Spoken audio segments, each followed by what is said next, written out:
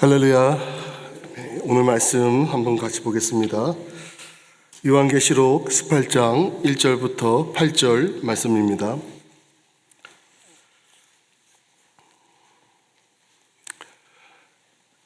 요한계시록 18장 1절부터 8절 말씀입니다. 우리 한번 찾으셨으면 다 같이 교독하겠습니다. 이 일 후에 다른 천사가 하늘에서 내려오는 것을 보니 큰 권세를 가졌는데 그의 영광으로 땅이 환하여지더라. 힘찬 음성으로 외쳐 이르되 무너졌도다 무너졌도다 큰 성 바벨론이요 귀신의 처소와 각종 더러운 영이 모이는 곳과 각종 더럽고 가증한 새들이 모이는 곳이 되었도다. 그 음행의 진노의 포도주로 말미암아 만국이 무너졌으며 또 땅의 왕들이 그와 더불어 음행하였으며 땅의 상인들도 그 사치의 세력으로 치부하였다 하더라. 또 내가 들으니 하늘로부터 다른 음성이 나서 이르되 내 백성아 거기서 나와 그의 죄에 참여하지 말고 그가 받을 재앙들을 받지 말라. 그의 죄는 하늘에 삼으셨으며 하느님은 그의 불의한 일을 기억하신지라.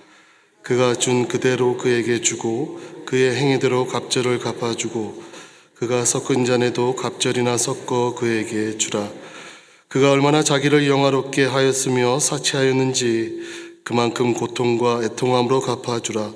그가 마음에 말하기를 나는 여왕으로 앉은 자요 가부가 아니라 결단코 애통함을 당하지 아니하리라 하니 그러므로 하루 동안에 그 재앙들이 이르르니 곧 사망과 애통함과 흉년이라. 그가 또한 불에 살라지리니 그를 심판하시는 주 하나님은 강하신 자이심이라. 아멘.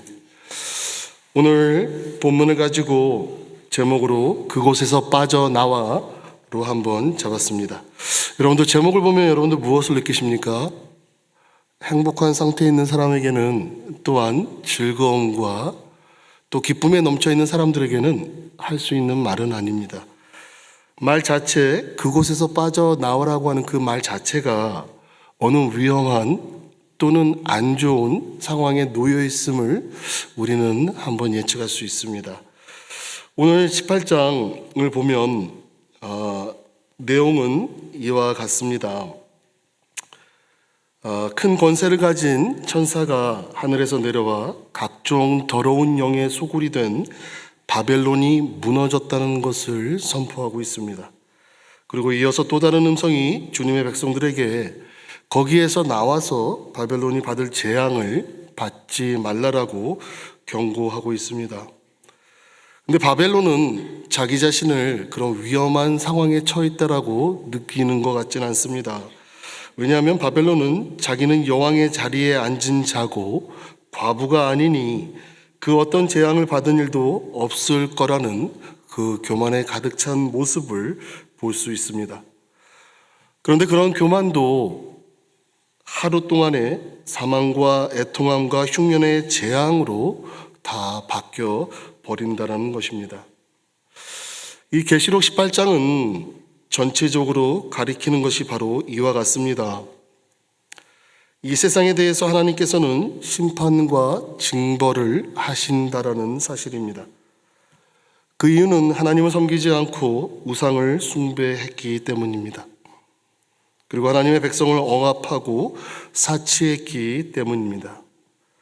그래서 17장에서 보여준 세상에 대한 징벌, 그 징벌을 18장에는 더 자세하게 묘사를 하고 있습니다. 어거스틴이 지은 책 중에 신의 도성이라는 책을 보면 로마 제국의 멸망을 요한계시록 18장의 장면과 연결하는 모습이 나옵니다.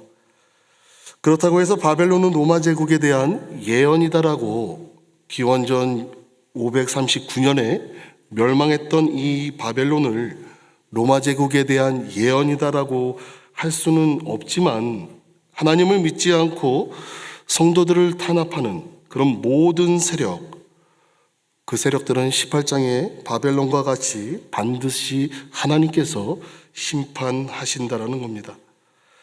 동시에 이것은 우리에게 경고가 되고 있습니다. 그래서 4절에 기록된 것과 같이 내 백성아 거기서 나와 그의 죄에 참여하지 말라.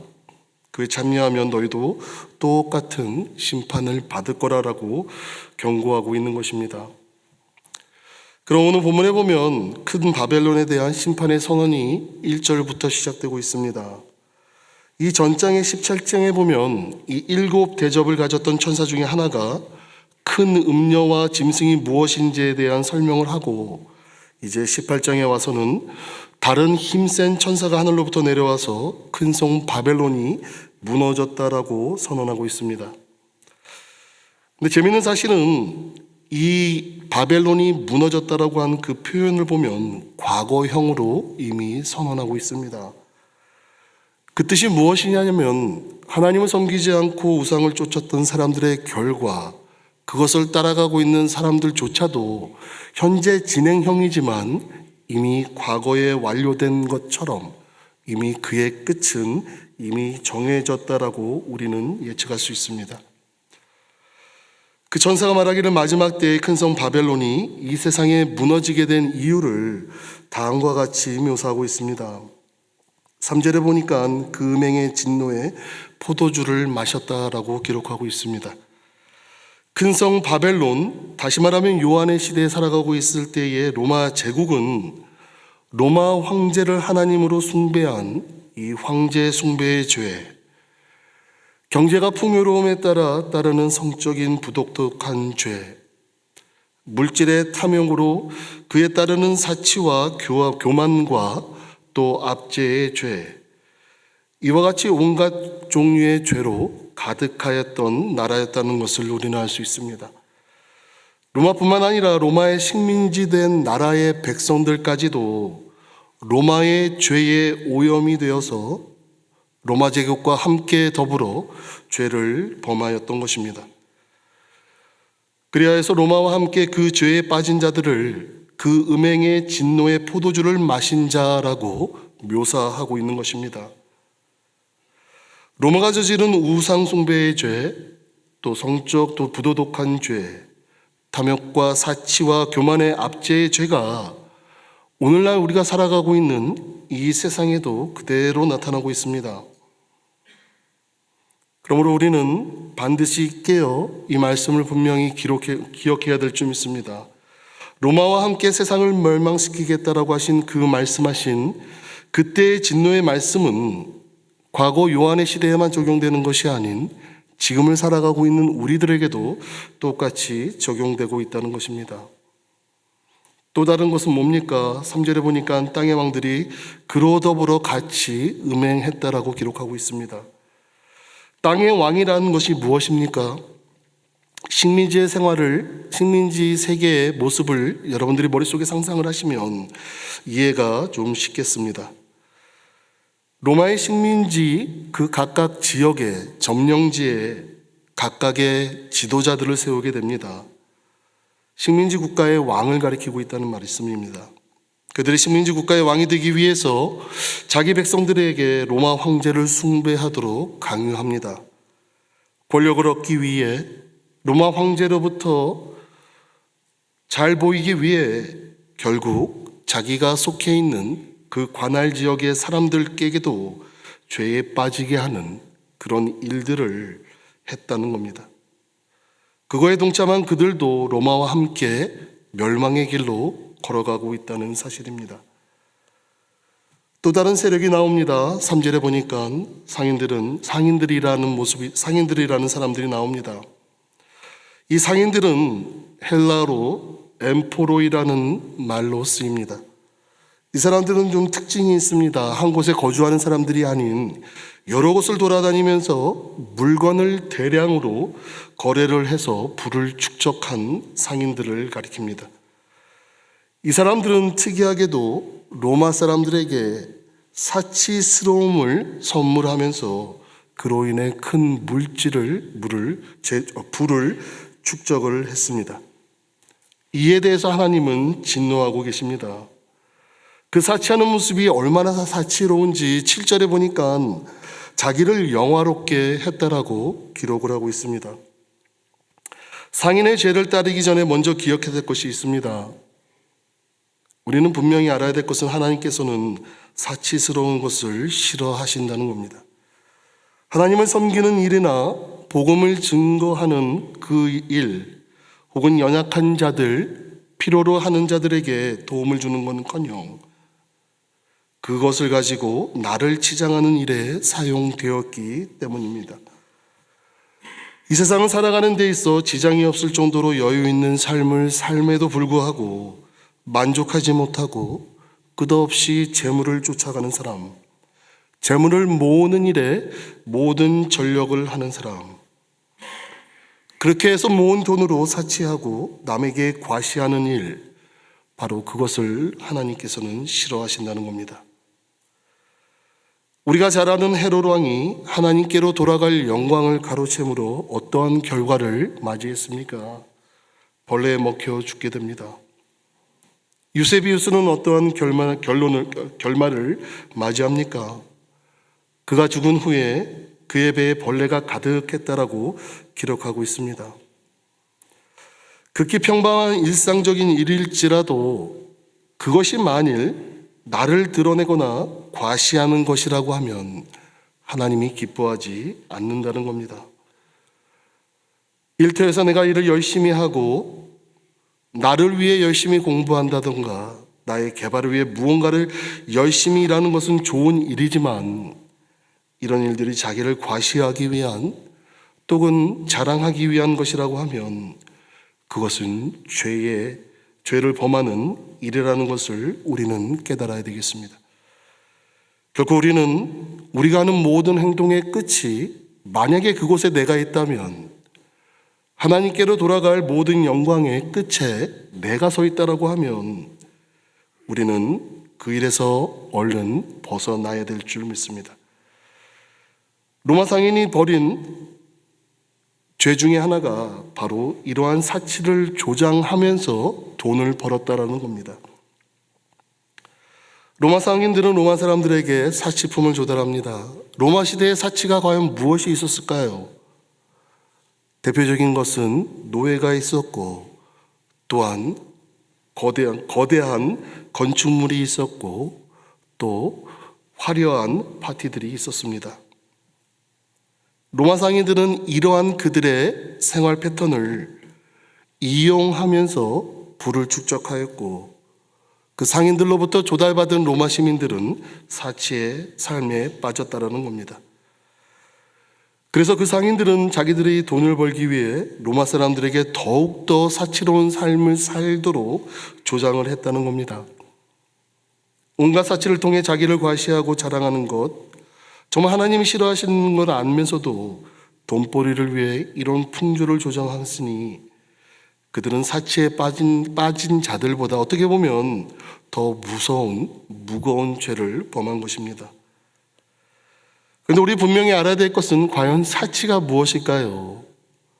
내가 가지고 있는 명품으로 나는 사치로운 삶을 사는 사람일까? 라는 의문을 가질 수가 있습니다. 요한계시록 18장에서 말하는 이 사치는 단순히 물질적인 어떤 풍요로움 또한 남들에게 보여주는 그런 과시 이런 것을 뛰어넘어서 결국에는 하나님을 대적하고 우상 숭배에 빠져 교만하게 된 상태를 나타내고 있습니다. 이것은 바벨론의 특징이고 땅의 왕들과 또 상인들이 탐닉했던 그런 분수에 넘치는 그런 영화와 부, 또 음행과 쾌락 등이 포함된 어떻게 보면 이 사치는 우리들의 외형적이 아닌 그들의 영적 타락을 나타내고 있다는 겁니다. 이는 하나님의 나라와 전혀 대조되는 상황입니다. 세상 권력의 부패상을 상징하고 있고 결국 이것은 하나님의 심판을 피하지 못할 것이라는 겁니다. 바벨론에 멸망했다라고 한 그들이 누렸던 사치의 특징들을 보면 영적 음행이 있다는 겁니다. 하나님을 배신하고 세상 권세와 결탁하고 쾌락을 누렸던 행위가 그 왕국에 너무나도 널리 퍼져 있었다는 사실입니다. 결국엔 나라의 위대함은 그들을 교만함에 빠졌다는 것도 우리는 기억해야 합니다. 자신을 여왕처럼 여기고 과부로 여기지 않고 하나님 대신 자기가 모든 영광을 구하는 그 오만함에 빠졌다는 겁니다. 또 다른 것은 물질, 만능주의에 빠졌다는 겁니다. 세상의 권세와 물질을 모두 의지하고 그것을 더욱더 쌓기 위해 노력했던 그들, 결국에는 그러한 행위 끝에는 하나님을 멀리하게 될 수밖에 없는 그들의 모습을 우리는 알 수 있습니다. 그리고 그들의 모든 생활을 널리 전파해서 세상의 모든 민족을 미혹하고 결국에는 하나님과 예수님을 대항하게 만드는, 결국에는 우상 숭배에 빠지게 만들었다는 겁니다. 이렇게 해서 권세를 잡은 많은 사람들, 돈을 잡고 그 돈을 많이 번 사람들, 자신을 가리켜서 7절에 기록한 대로 나는 여왕에 앉은 자라는 교만에 빠지게 된다는 겁니다. 그리고 어떠한 재앙이 올지라도 나는 애통하지 않을 것이다 라고 자부합니다. 이러한 거만한 모습이 바로 요한이 기록한 그 시대의 로마 제국을 나타내고 있습니다. 돈 많고 힘 있고 광범위한 영토를 갖고 있는 그 나라, 돈과 권세가 모든 것을 좌우지한다라는 그들의 교만을 지금 지적하고 있다는 겁니다. 그러한 교만으로 가득 찬 상태를 요한은 어떻게 기록하고 있냐면 2절에 보니까 귀신의 소굴이고 온갖 더러운 영이 모이는 곳이라고 묘사하고 있습니다.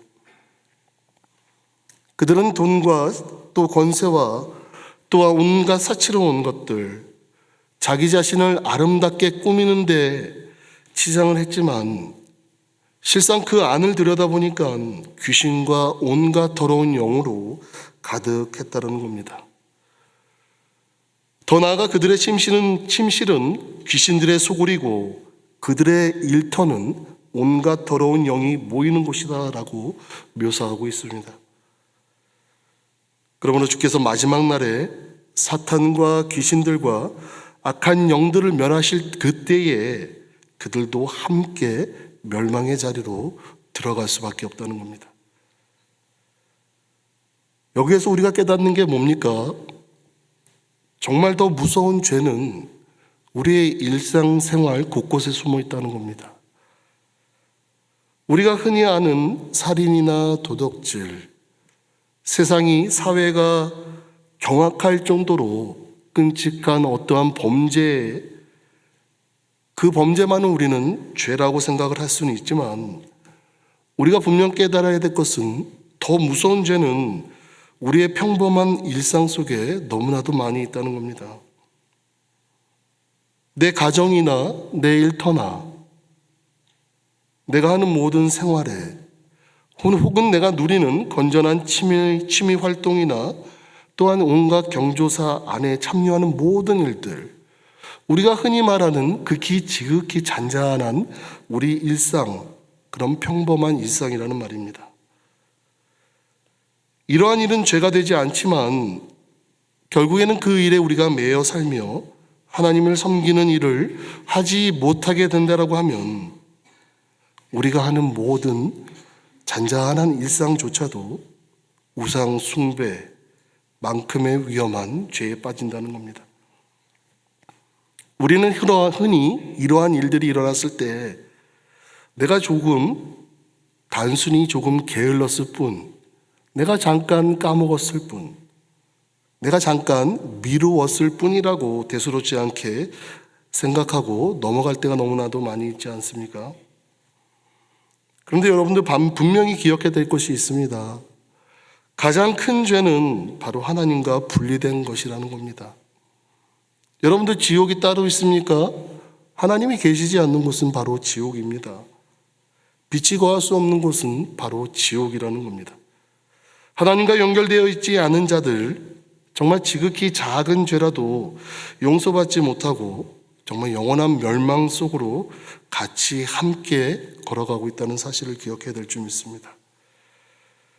그래서 남들에게 싫은 소리 한 번 하지 않을 정도로 정말 죄짓지 않고 법 없어도 살 수 있을 만큼 나는 정말 청렴한 사람이다라고 자부하시는 사람들이 있다라고 하면, 혹은 내가 주님을 섬기는 일에 게을리하고 있지 않는가?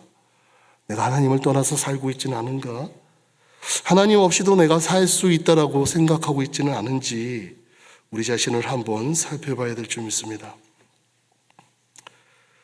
그러한 죄 가운데 빠졌던 그들, 자신들의 권세와 부유함으로 어떠한 재앙도 피할 것이라고 하는 그런 교만함으로 장담하고 있지만, 8절에 보니까 하루 동안에 이 모든 것이 순식간에 없어진다는 겁니다. 주님께서 이 땅에 오시는 그날이 되면 단 하루 만에 이 모든 재앙이 그들에게 덮칠 거라는 사실입니다. 하루만이라는 게 여러분들 뭡니까? 한순간에 온다는 뜻입니다. 정말 순간적으로 내가 기대하지 못할 때, 내가 예측하지 못할 때 정말 하나님께서 임하시는 모든 그 재앙들, 그 재앙이 죄에 속한 이 세상에 덮칠 거라는 겁니다.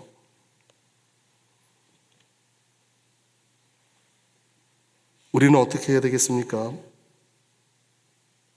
심판의 징조는 점점 그 강도를 더해가면서 한동안 계속되겠지만, 마지막의 심판은 정말 한순간에 이루어진다는 사실을 우리는 기억해야 됩니다. 분별력이 잃어버린 자들, 정말 그 징조를 보고도 자연현상이라고 여기고 그냥 대수롭지 않게 여기고 넘어갈 때가 있습니다. 세상이 악해져 가는 것에 대한 현상을 봄에도 불구하고 우리는 그 죄에 대해서, 그 악을 향해 달려가는 세상에 대해서 무감각해져 가는 게 바로 현실 아닙니까? 예전에 생각하면 교회 안에서 일어나면 안 되는 일들이 일어나도 이제는 더 이상 놀라지 않습니다. 교회니까 그런 거야 라고 대수롭지 않게 여기며 넘어가는 것이 2025년 12월을 살아가고 있는 우리들이 느끼는 그런 것들 아닙니까? 많은 말들이 안 되는 상황을 보고도 대수롭지 않게 마음에 어떠한 동함도 없이 느낌도 없이 그저 지나가는 사실입니다.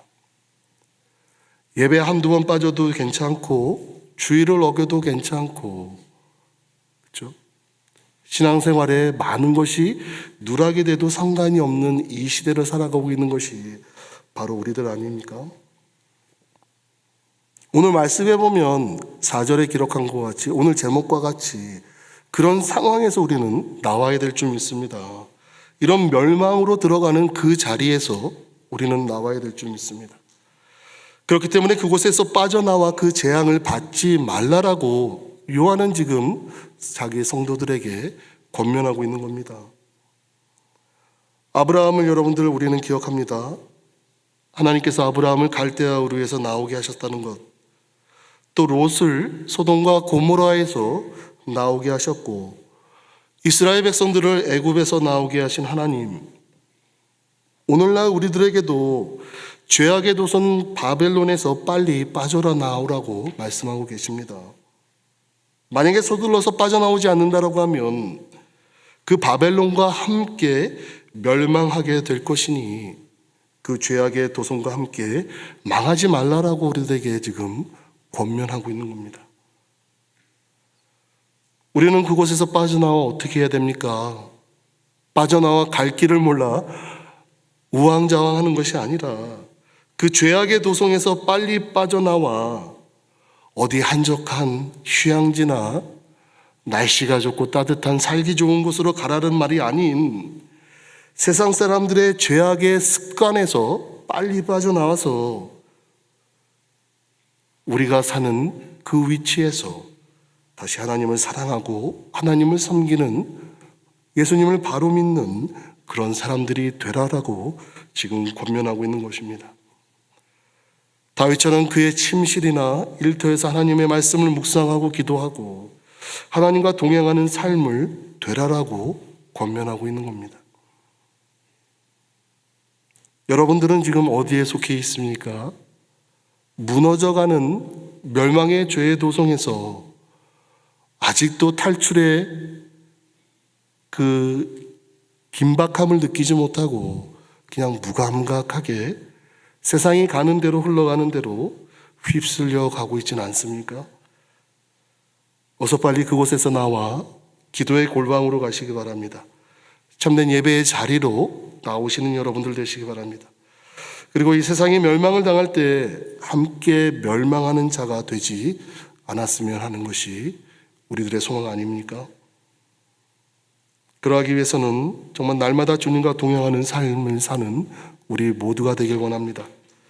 매일 하루 세 끼를 먹고 정말 아침에 일어나 졸린 눈을 부비고 아침 대충 먹고 일터를 향해 가는, 그리고 또 일 끝나면 지친 몸을 이끌고 집으로 들어와 TV 몇 번 보고 드라마 몇 번 보고 다시 침대에 눕고 매일매일 반복되는 이러한 일들이 우리 일상 가운데 늘 있지만, 그러함에도 불구하고 그 순간순간 말씀을 읽고 기도하는 그 일을 더하여 여러분들의 삶을 윤택하게 만드시기 바랍니다.